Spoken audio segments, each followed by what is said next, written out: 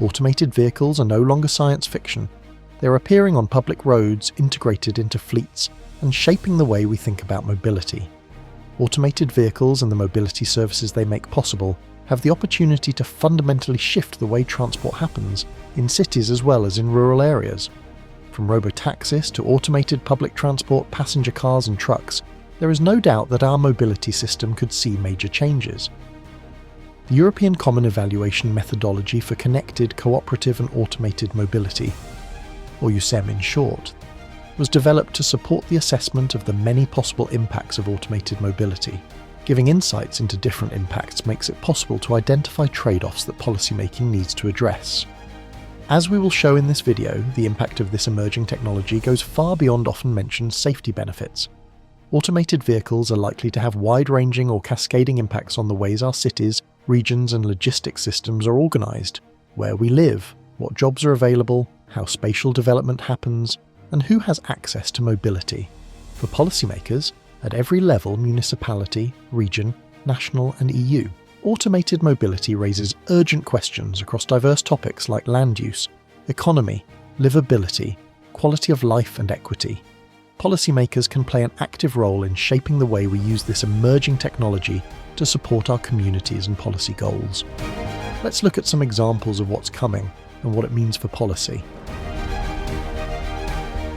Automated mobility could decrease the amount of parking needed as the vehicle that dropped you off goes to pick up someone else.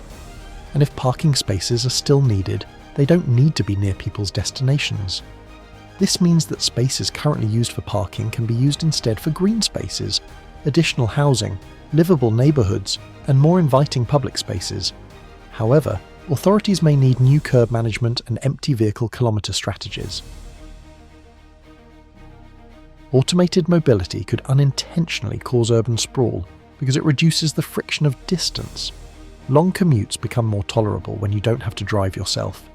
People wanting cheaper housing or wanting to be closer to nature might move further out into the periphery of cities. If not managed, this could lead to low-density, car-oriented sprawl, more infrastructure costs, increased congestion, and longer distances to services and amenities.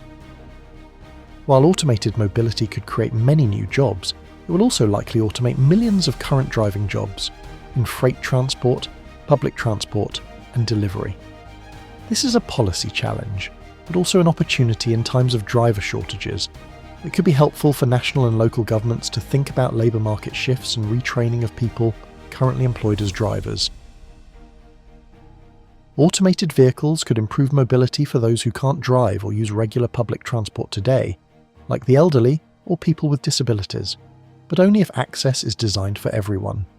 Equity considerations must be baked into automated vehicle deployment, from where services operate to how they're priced and who gets priority access. So as you can see, automated mobility will shape how we move, where we live, and who benefits. The EU Common Evaluation Methodology facilitates high-quality evaluations of the impacts of automated mobility, generating the right kind of information that you need for decision-making. Policymakers have the chance and the responsibility to actively guide the transformation towards sustainable and equitable mobility. The choices you make today will shape the cities, economies, and communities of tomorrow, and you can start by encouraging the use of the Common Evaluation Methodology